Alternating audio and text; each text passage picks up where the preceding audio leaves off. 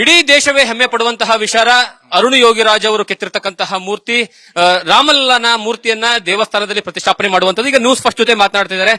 Sir, ಈ ಒಂದು ಸುದ್ದಿನ news first ಇಡೀ ದೇಶಕ್ಕೆ ಮೊದಲ ಬಾರಿಗೆ ಬಿತ್ತರಿಸಿತ್ತು. ಯಾವಾಗ? ಜನವರಿ 1ನೇ ತಾರೀಕು. ಆ ಸಂದರ್ಭದ ಕ್ಷಣ ನಿಮ್ಗೆ ಹೇಗನ್ನಿಸ್ತು ಅಂತ? ನಾನು ಯಾವ ನ್ಯೂಸ್ ಚಾನಲ್ ನೋಡಿಲ್ಲ, ಯಾಕಂದ್ರೆ ನಾನು ಫೋಕಸ್ ಆಗಿ ನನ್ನ ಕೆಲಸ ಅಂತ ಅಷ್ಟು ಮಾತ್ರ ಯೋಚನೆ ಮಾಡಿದ್ದೆ.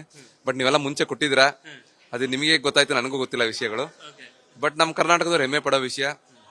ಈ ಒಂದು ಮುಖಾಂತರ ನಮ್ಮ ದೇಶ ಜನತೆಗೆ, ನಮ್ಮ ಕರ್ನಾಟಕ ಜನತೆಗೆ, ನಮ್ಮ ಮೈಸೂರಿನ ಜನತೆಗೆ ಈ ಒಂದು ಸಂತೋಷನ ಅವ್ರ ಜೊತೆ ಹಂಚ್ಕೊಳ್ಳಿಕ್ಕೆ ನಾನು ಇಷ್ಟಪಡ್ತೀನಿ. ಇಲ್ಲಿಂದ ಹೋದ ಕೂಡಲೇ ನಾನು ಭೇಟಿ ಮಾಡೋ ಕಾರ್ಯಕ್ರಮಗಳನ್ನ ಒಂದು ಪ್ರೋಗ್ರಾಮ್ ಮಾಡ್ಕೋತೀನಿ. ಇಲ್ಲ, ಮೂರ್ತಿ ಕೆತ್ತನೆಯನ್ನ ನಿಮ್ಗೆ ಮಾಡಬೇಕು ಅಂತ ಫಸ್ಟ್ ಹೇಗೆ ಅಪ್ರೋಚ್ ಆಯ್ತು, ಹೇಗೆ ಸೆಲೆಕ್ಷನ್ ಆಯ್ತು ಸರ್?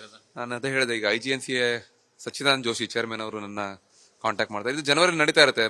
ನನ್ನ ಹೆಸರು ಬಿಟ್ಟೋಗಿರುತ್ತೆ ಕಾರ್ಯಕ್ರಮದಲ್ಲಿ.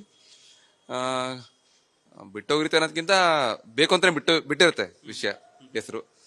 ಸೊ ಕೊನೆಗೆ ಏಪ್ರಿಲ್ ನಲ್ಲಿ ಸಚ್ಚಿದಾನಂದ ಜೋಶಿ ಅವರು IGNCA chairman Delhi final meeting ಇರುತ್ತೆ. ಫೈನಲ್ ಆರ್ಟಿಸ್ಟ್ ನ ಮಾಡಬೇಕು ಅಂತ 7-8 ಜನ ಕರೆದಿರ್ತಾರೆ. ಆಗ ಅರುಣ್ ಇಲ್ಲ ಅಂತ ಹೇಳಿ ನನ್ನನ್ನ ಕರ್ಸ್ಕೊಂತಾರೆ ಒಂದೇ ದಿವಸದಲ್ಲಿ ಡೆಲ್ಲಿಗೆ. ಆಗ ನಂಗೆ ಒಂದು ಅವಕಾಶ ಸಿಗುತ್ತೆ. ಆ ಅವಕಾಶನ ನಾನು ಸದುಪಯೋಗ ಪಡಿಸ್ಕೊಂಡು ನನ್ನ ಪ್ರಯತ್ನ ಮೀರಿ ನಾನು ಗುರು ಹಿರಿಯರು ಏನ್ ಹೇಳ್ಕೊಟ್ಟಿದ್ದಾರೆ, ನಮ್ಮ ತಂದೆಯವರು ಏನ್ ಹೇಳ್ಕೊಟ್ಟಿದ್ದಾರೆ, ಅದನ್ನ ಅಷ್ಟುವೇ ಇಲ್ಲಿ ನಾನು ತೋರ್ಸ್ಲಿಕ್ಕೆ, ದೇಶ ಜನ ಜೊತೆ ಹಂಚ್ಕೊಳ್ಲಿಕ್ಕೆ ಪ್ರಯತ್ನ ಪಟ್ಟಿದ್ದೀನಿ. ಕೆಲವೊಮ್ಮೆ ನಮ್ಮ ರಾಮರ ಆಶೀರ್ವಾದ ಹೆಚ್ಚಾಗಿತ್ತು. ಅವರು ಏನ್ ಬೇಕು ಅಂತ ಅವರೇ ಹೇಳಿ ಮಾಡಿಸ್ಕೊಂಡಿರೋದು ಉಂಟು. ಈ ಒಂದು ಆಗಿರೋ ವಿಗ್ರಹ ದೇಶ ಜನತೆಗೆ ಇಷ್ಟ ಆಗ್ತಿದೆಯಲ್ಲ, ಅದೇ ಬಹಳಷ್ಟು ಖುಷಿ. ನಂಗೆ ಸಿಕ್ಕಿದೆ, ನನ್ನ ಸೆಲೆಕ್ಟ್ ಆಗಿದೆ ಅನ್ನೋದಕ್ಕಿಂತ ಹೆಚ್ಚಾಗಿ ನನಗೆ ದೇಶ ಜನತೆಗೆ ಇಷ್ಟ ಆಗ್ತಿದೆಯಲ್ಲ, ಅದು ಬಹಳ ಖುಷಿ. ನ್ಯೂಸ್ ಫಸ್ಟ್, ನಿರ್ಭೀತಿಯಿಂದ ನಿಮ್ಮ ಪರವಾಗಿ.